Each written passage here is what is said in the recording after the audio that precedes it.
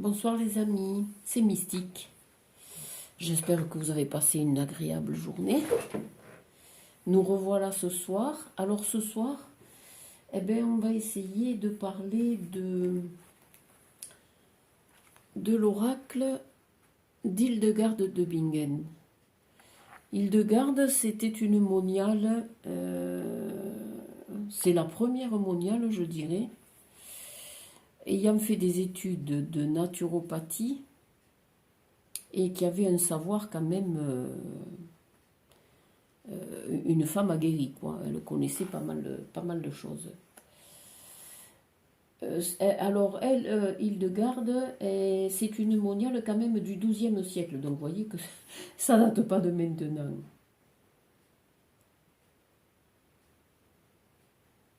Et elle a écrit et elle a dit: le corps est l'atelier de l'âme où l'esprit vient faire ses gammes. C'est pas beau ça? Donc,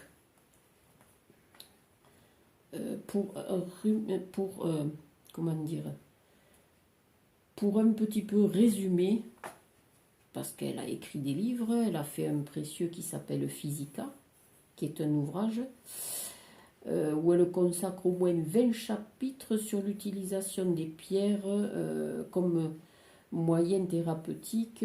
Leur efficacité se pose sur leur composition et leur couleur, le tout avec la résonance avec la maladie à traiter. Je trouve que c'était judicieux comme façon de faire, quoi. L'homme comment dire, a utilisé depuis la nuit des temps, fort longtemps, hein, l'univers végétal et minéral pour se soigner, ainsi que forcément le règne animal. Alors, par rapport à ça et aux essais qui ont été faits, il y a eu des visions chamaniques et d'expérimentation. On nous disait en plaisantant voir les éléphants roses. Eh bien, ils en étaient là, hein, les pauvres. Ils expérimentaient, ils faisaient des tests, que voulez-vous. Au fil du temps, cela s'est délité pour retrouver aujourd'hui toute sa force dans le domaine de la santé. Aide-toi et le ciel t'aidera. On a retrouvé un premier précis ou écrit de phytothérapie qui gravait dans une tablette d'argile à l'époque sumérienne. Ça date pas d'aujourd'hui, hein. Donc toutes les prescriptions que cette dame a fait, Hildegarde, elles ont été expérimentées avec succès, tout d'abord par le docteur Herzaka, après la Deuxième Guerre mondiale, depuis environ 20 ans par Wigard Strilo, dont ses ouvrages font référence beaucoup à Hildegarde. Voilà ce que je pouvais vous en dire ce soir. Et donc,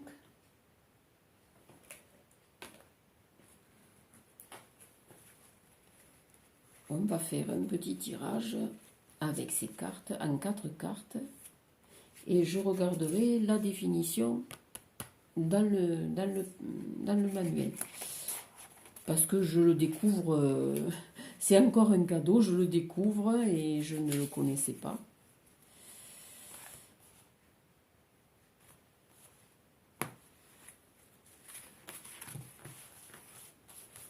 Alors, 4 cartes. En voilà une. En voilà deux. En voilà 3. Et 4.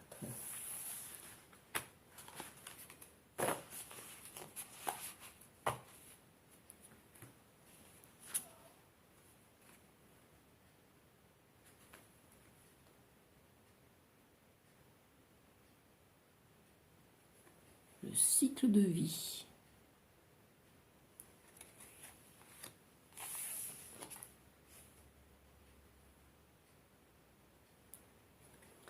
Les pensées.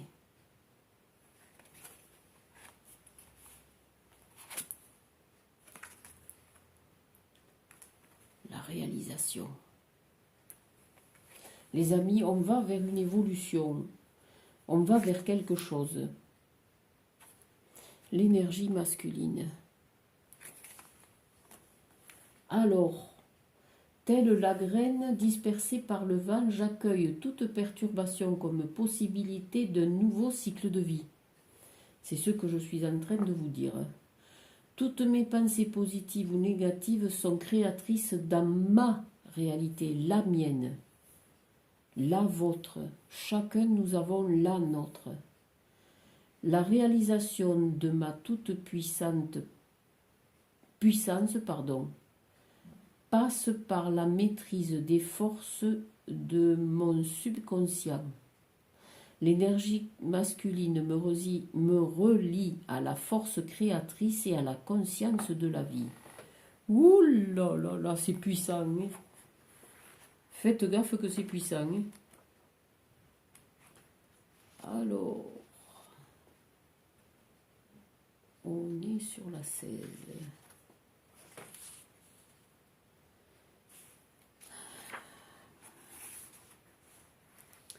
Telle la graine dispersée par le vent, j'accueille toute perturbation comme possibilité d'un nouveau cycle. D'accord.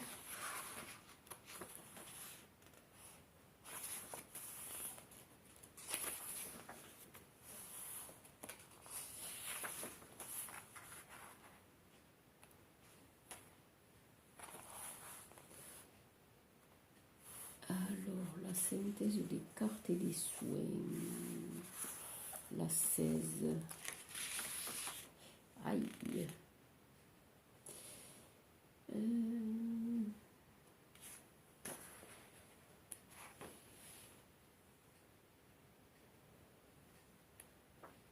Soins d'embrase de plantes et de tisane. L'alimentation, bien sûr. Bon. Alors, avec la carte 16, on nous parle d'arnica, d'hélicryse, de prunier, d'élixir floral d'urgence, d'or, d'hypnose, de yoga et de méditation. Traumatisme émotionnel, perte de cheveux chez certaines personnes. D'accord. La 3. Connaissance et enseignement. Le symbole de la fécondité. Plantes et soins, on est sur de l'ortie, olive, ginkgo biloba, calcium phosphoricum. Dans les minéraux, on est avec la pérido et la pyrite. Pour les pathologies, on est sur les neurones, le système nerveux. Tout est en corrélation.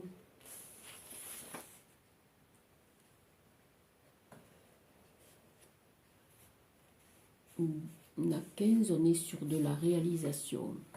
La réalisation de ma toute-puissance, c'est ça. On est sur l'abeille, la solidarité.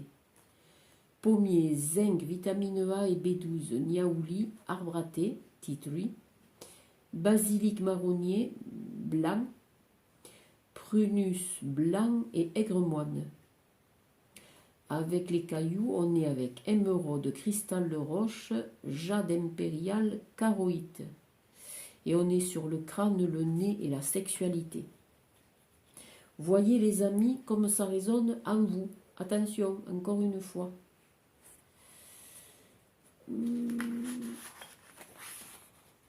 Et surtout par rapport au travail que vous avez fait, quoi. Et la 24, l'homme, l'énergie masculine, soleil et générosité. On est avec les plantes qui soignent comme le fenouil, le fenugrec, le cassis, le chêne, le séquoia. Tanésie santal, courge, cerisier, zinc, ginseng, damiane et sarriette. Avec les cailloux, on est avec l'anstatite, cornaline et le grenat. Blessure, fracture, pied, infection, piqûre. Voilà ce qu'on pouvait dire avec le jeu d'Hildegarde. Mais il faudra l'expérimenter et au fil des tirages, on va s'améliorer. En tout cas, sur ce week-end, je vais essayer de travailler avec pour vous faire un tirage beaucoup plus précis.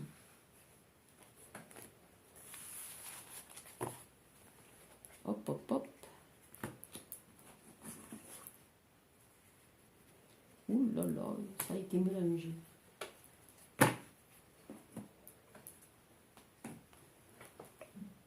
On va faire un petit tirage des messages de lumière. Parce que j'y tiens.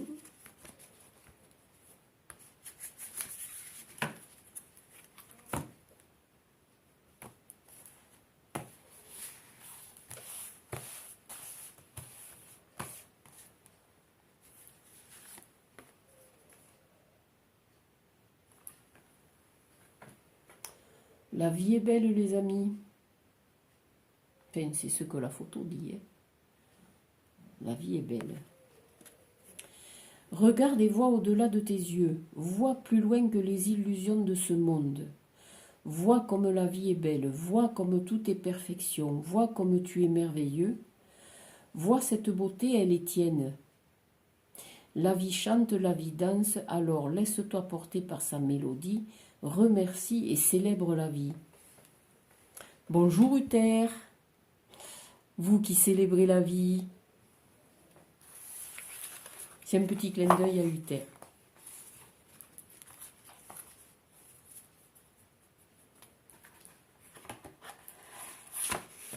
Voilà.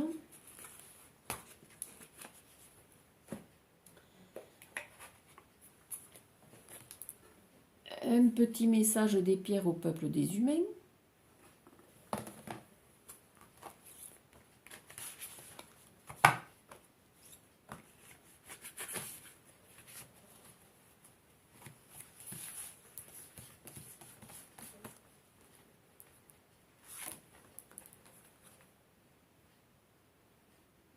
Oh là là là là. Alliés lumineuses, les amis. Et on vient de parler avec le message de lumière, là. Il était question aussi que la vie est belle, quoi. On est lumineux. Alors, on va regarder ce que ça veut dire. Parce que là, excusez-moi, mais j'ai pas tout encore, j'ai pas toute la connaissance du tarot en ma possession. Il faut que je le travaille et puis je le travaille avec vous parce que c'est le meilleur moyen de m'en imprégner. Alors, la sélénite, c'est une pierre de contact. Elle est excellente hein, comme pierre.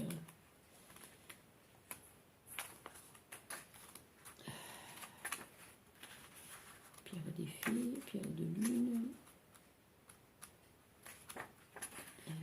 RS.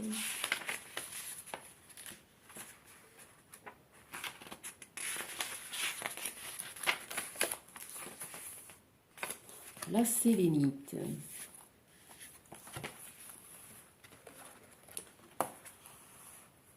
La sélénite alliée lumineuse. Les amis, le mot sélénitis veut dire lune en grec. Sélénée est la déesse grecque de la lune. Elle incarne la gentillesse et la bienveillance. Elle est la sœur des dieux, du soleil et de l'aurore. La sélénite est très fragile, elle se raye très facilement et fond dans l'eau. Ainsi, il ne faut pas la purifier sous l'eau ni la laisser sous la pluie. La sélénite présente ici est un gypse fibreux, la véritable sélénite est transparente. Couleur blanc laiteux, son élément c'est l'air. Alors la sélénite, il vaut mieux la poser dans une chambre à coucher.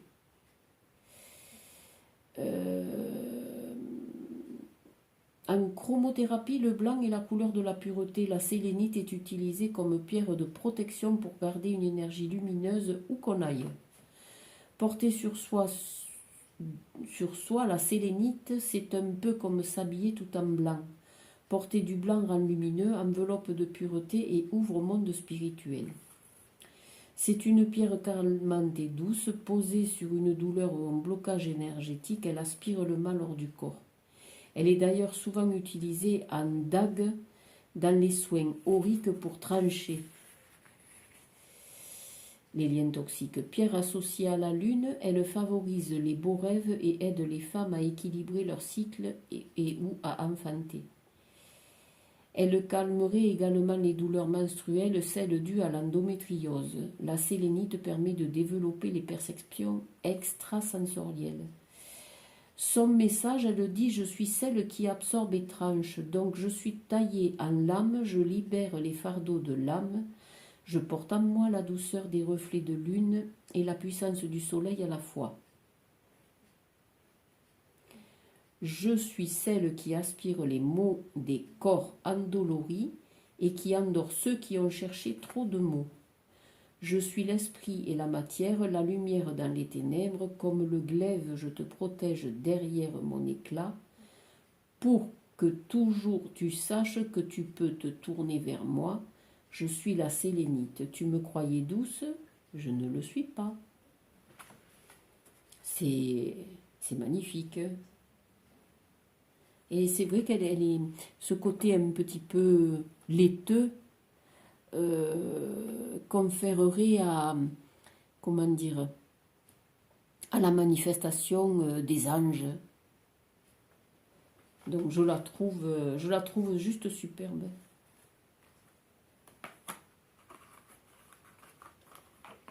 Voilà pour ça.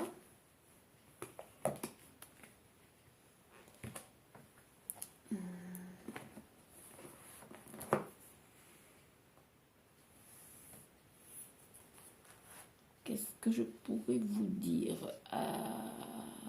Les plantes les plus citées et les plus utilisées qu'on devrait avoir à la maison, par exemple, l'aubépine en est une qui est bien précieuse.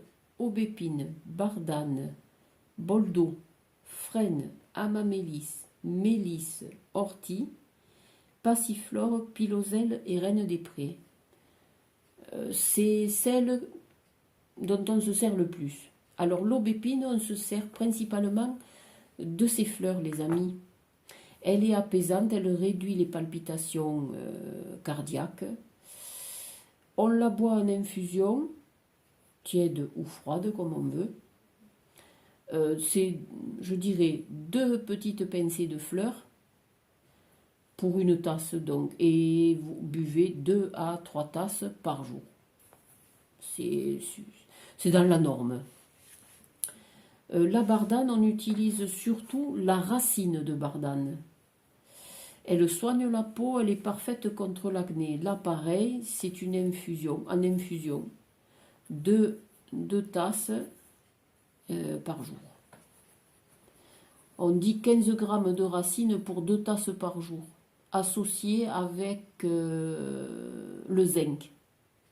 Et du zinc, vous allez le trouver dans le pain complet et dans les fruits de mer. La boldo, c'est les feuilles qu'on utilise. Elle soulage divers troubles du foie, c'est pas mal. Mélangée avec le romarin, une pincée dans une tasse avant les repas, c'est mieux. Et on la fait en cure de 20 jours par mois. Il vaut mieux consommer avant le repas plutôt qu'après le repas. C'est une question de digestion. Le frêne, tout le monde connaît le frêne. Eh bien, on utilise ces feuilles et le frêne, il a la capacité de soulager l'arthrose et la goutte. C'est vraiment l'anti-rhumatismal. Je conseillerais 2 pincées par tasse, 3 tasses par jour pour, 1 mois et demi de traitement, à peu près. L'amamélis, on utilise surtout ses feuilles, il tonifie les vaisseaux sanguins, il améliore la circulation sanguine, donc il est très bon pour les varices, encore la partie basse, les hémorroïdes, et la congestion de la prostate. Donc c'est une pincée par tasse et 2 tasses par jour, et en cure de 20 jours, les amis. Notre fameuse mélisse là que je vous ai fait voir hier, on utilise feuilles et fleurs. Bon là, moi, sur ce que je vous ai présenté, elle n'était plus en fleurs. Donc, la mélisse, elle est pour l'amélioration de la digestion, antispasmodique, réduction de l'anxiété, de la nervosité, des troubles du sommeil, 2 pincées par tasse, 3 ou 4 tasses par jour, selon votre état. C'est vous qui jugez. L'ortifeuille, c'est reminéralisant, excellent contre la fatigue, 2 pincées pour 1 tasse dans la journée, tiède ou froide, pendant 1 mois et demi. La passiflore, on utilise feuilles et fleurs. C'est un sédatif, elle calme le système nerveux, elle est excellente en cas de difficulté d'adormissement, mais à prendre en gélule de 200 mg le soir. On évite les tisanes pour limiter les risques d'envie pressante, pipi la nuit. Voilà, je précise. La piloselle, on utilise uniquement les feuilles. Elle est drainante, dépurative, diurétique, donc ça va vous faire aller pipi. 2 cuillerées à soupe de plantes par litre d'eau. À boire dans la journée pendant au moins 1 mois au printemps. Aide à lutter contre la cellulite, mais pas que, principalement. Mais en plus, après, il faut s'astreindre à reprendre un petit peu les rênes de la vie en main. Donc, mettre une diététique appliquée qui va avec. Vraiment, c'est ça, prendre soin de soi. La reine des prés, alors on utilisera la fleur. C'est l'aspirine végétale par excellence. C'est l'anti-inflammatoire, l'anti-rhumatismal en cas de poussée d'arthrose. La reine des prés n'a pas son pareil. 1 pincée par tasse avec 1 pincée de frêne. 3 tasses par jour jusqu'à l'amélioration. Si vraiment ça persiste, consultez le médecin ou un naturopathe ou la rhumatologue. Attention de ne pas faire bouillir cette plante, son principe actif est volatile. Donc si vous la faites cuire, vous boirez de l'eau améliorée, c'est tout. Je dirais quelques petits conseils. Pour les fleurs et les feuilles, mettre les mélanges de plantes dans la quantité d'eau souhaitée. Portez ça à frémissement, l'eau, avec les plantes, retirez du feu, laissez infuser 10 minutes. Filtrer avec une passoire et boire. On peut également la conserver dans une bouteille isotherme. Pour les racines, faire bouillir 1/4 d'heure, attention à l'amertume, aromatiser éventuellement avec de la menthe. Voilà ce que je pourrais dire par rapport à ces plantes les plus citées. Qu'est-ce que je pourrais vous dire de plus? Allez, oui, on va se jeter là-dedans. On va dire que pour tout ce qui est rhume, grippe, l'échinacée n'a pas son pareil et il est préconisé pour augmenter la résistance aux affections bénignes des voies respiratoires. Et dans ces cas-là, il n'y a pas d'effet indésirable connu à ce jour. Par rapport au stress, on va utiliser la passiflore que j'ai citée là, voyez-vous, en cas de nervosité, d'anxiété, de maux de tête, parfois discutés par les scientifiques sur ces résultats. Prendre avec modération et pas avant l'âge de 12 ans. Quand on a un petit peu de mémoire avec des trous, de la dentelle, ça arrive quand on est fatigué. Le ginkgo biloba, en gélule ou alors en solution buvable, l'amélioration de la microcirculation et de l'irrigation cérébrale, ses propriétés lui confèrent ça et c'est vraiment, voilà. Effet secondaire insignifiant, on dit maux de tête, troubles digestifs. En contre-indication, on dit qu'il ne faut pas ne pas utiliser en présence de facteurs favorisant l'hémorragie. Donc là aussi, je dirais, consultez, ne faites pas de l'automédication. Pour le surpoids, je dirais le fucus. Mais le fucus, les amis, attention avec la thyroïde si vous avez des problèmes. D'où la nécessité, voyez, de consulter. Donc en gélule, en infusion ou en solution buvable. Ça gonfle dans l'organisme en limitant la faim. Ça favorise la résorption des tissus graisseux et ça régule le métabolisme des graisses et du sucre. Entre parenthèses, le cholestérol aussi. Contre-indication, les femmes enceintes ou allaitantes, enfants, problèmes thyroïdiens, allergie à l'iode. Moi, je ne peux pas me prendre, vous voyez.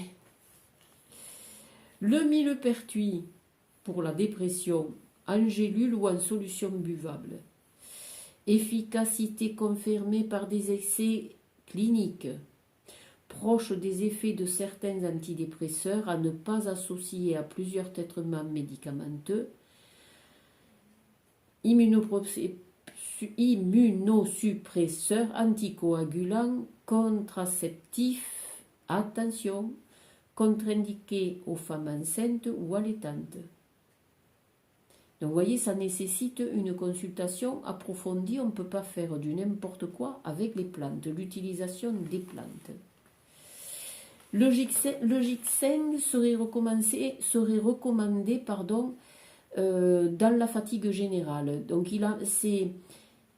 sa racine, elle est pour l'amélioration de la résistance physique, mais pas que, psychique aussi. Innocuité, on ne sait pas trop, c'est voilà.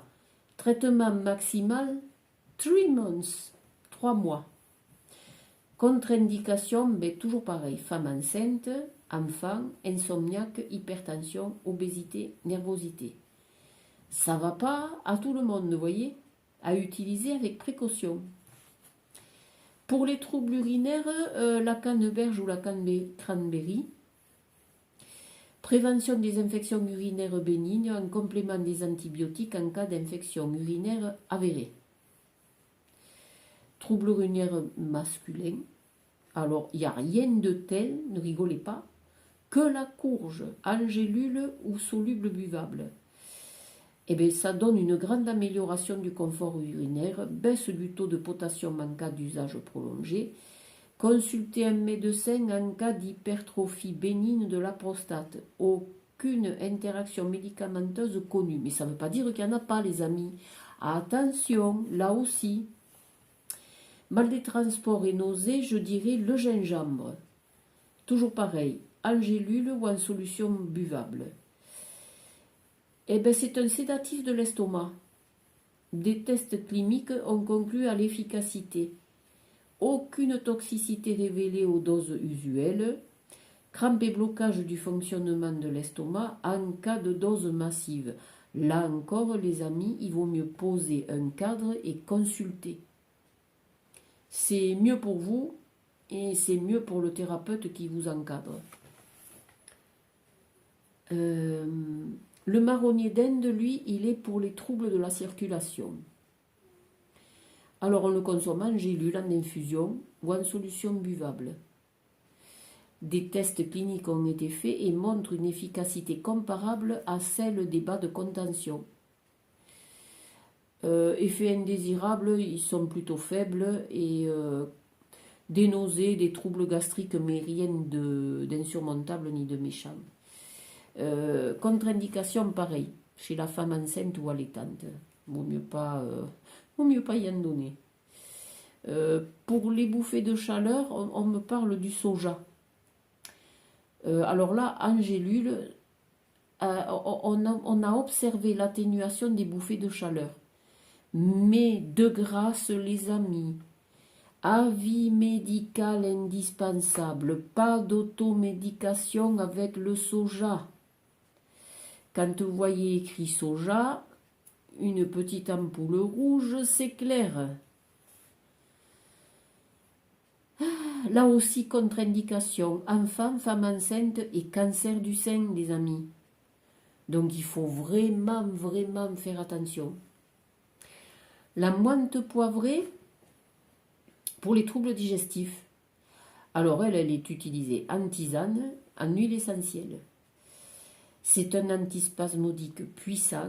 Elle est efficace contre les ballonnements, les flatulences, la digestion lente. Par contre, elle est contre-indiquée chez les enfants en bas âge, les adultes avec troubles biliaires ou hépatiques. N'utilisez l'huile essentielle par voie orale que sur avis médical, encore une fois. Pas d'automédication avec les huiles essentielles, et avec ces plantes-là, il ne faut pas faire du n'importe quoi. Trouble du sommeil, la valériane. La valériane, elle n'a pas son pareil. C'est quand même un léger sédatif qui favorise l'endormissement. Pareil, on ne l'utilise pas chez la femme enceinte ou allaitante. Vous le trouverez sous forme buvable ou en gélule, comme ça vous va. Pour le cholestérol, on utilise le psyllium de la Méditerranée, en poudre ou en granulé. Lui alors, il est pour la réduction du taux du cholestérol. Confirmation par la FDA d'un réel lien entre le psyllium et la diminution des risques cardiovasculaires liés au cholestérol. Effet indésirable modeste avec des petites douleurs abdominales. Et vous pétez, ça fait faire des flatulences. C'est pas méchant. Et ensuite, les douleurs articulaires et les rhumatismes, le célèbre Harpagophytum, les amis. Il pousse en Afrique, au Cameroun, Centrafrique et à Madagascar. Alors, on peut le consommer en infusion, en solution buvable et en gélule. Alors, légère action antalgique et anti-inflammatoire très efficace. Par contre, là aussi, il est contre-indiqué chez la femme enceinte ou allaitante. Possibilité d'interaction avec les traitements anti-arythmiques. Donc, les plantes que je viens de vous citer, là, les amis, ne me faites pas de l'automédication avec ça. S'il vous plaît. Dans la bibliographie sur laquelle j'ai pu m'appuyer, vous avez La santé par les plantes, c'est un ouvrage qui a été fait par les docteurs Bérengère Arnal et Paul Goetz. Traité de phytothérapie du docteur Jean-Michel Morel. Vive les plantes du docteur Laurent Chevalier. Le petit Larousse des plantes qui guérissent et les meilleures tisanes santé du docteur Arnal, cité précédemment. Donc c'est quand même pas mal. Du tout. Donc on va se faire encore des choses intéressantes. Je vais faire quelques petits achats de fournitures. Je vous ai parlé de la construction de baguettes, vous savez, pour Halloween, pour les petits, pour s'amuser. Mais plus précisément pour nous, les adultes, baguettes de sourcier ou autres baguettes. Alors, j'aime pas dire de sorcière parce que ça fait péjoratif. Mais bon, voilà, vous l'avez compris, ça me tient à cœur. Et donc, je pourrais peut-être pas la faire là, dans l'immédiat. Mais en tout cas, je taillerai mon morceau de bois, donc à faire sécher. Et elle sera prête que pour l'année prochaine. Mais si j'en trouve une à acheter, j'en achèterai une pour vous faire voir, à tarif raisonnable, bien sûr. Je vous ferai voir ce qu'il en est. Et bien voilà ce que je pouvais vous dire pour ce soir, les amis. On est bien, quoi. Maria Trébène suivra prochainement. Mais Hildegarde, très belle personne, une moniale instruite et qui avait déjà compris les interactions phyto-chromothérapie, pierres précieuses, semi-précieuses pour les soins, les plantes, enfin, toute la résonance et surtout faire les corrélations de telle plante, tel caillou, pour telle maladie. le mal a dit. Elle était vraiment dans une fluidité. Donc elle a laissé ce précieux écrit qui s'appelle Physica. C'est pareil, je vais voir s'il y a moyen de se le procurer, s'il a été réédité ou pas. Je vais me renseigner. Mais je suis heureuse, les amis, de participer avec vous sur toutes ces découvertes parce que il faut vraiment le transmettre. Il faut pas laisser ce savoir dans l'oubli. C'est important. Les naturopathes ne savent pas forcément tout. On leur apprend, mais bon, ce savoir-là, ancestral, c'est quand même une transmission orale. Les druides ont laissé très peu d'écrits, ça a été de l'enseignement oral, ça s'est perdu. Ça revient, c'est remis un petit peu au goût du jour.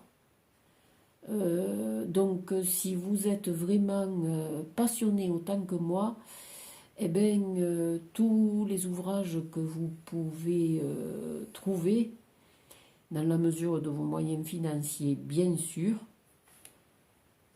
procurez-vous-les. Parce que c'est vraiment grâce à ça qu'on peut avancer, comprendre et pas commettre des erreurs. Voilà les amis. On essayera, si vous voulez bien, de faire notre petite cuisine. Je vais faire sécher mon romarin, ma mélisse, et je vais faire mes petites poudres, comme je vous l'ai dit, pour la cuisine, mais pas que. Le romarin, moi, il va me servir pour mettre sur les rôtis, tout ce qui est viande rôtie, tout ce qui est viande en sauce également pour cet hiver. Mais pas que, puisque dans les fromages frais, soit à faire cendrer, soit à poivrer et mettre du romarin, c'est juste divin. Envelopper ça dans des feuilles de noyer, et bien je vous raconte pas, hein.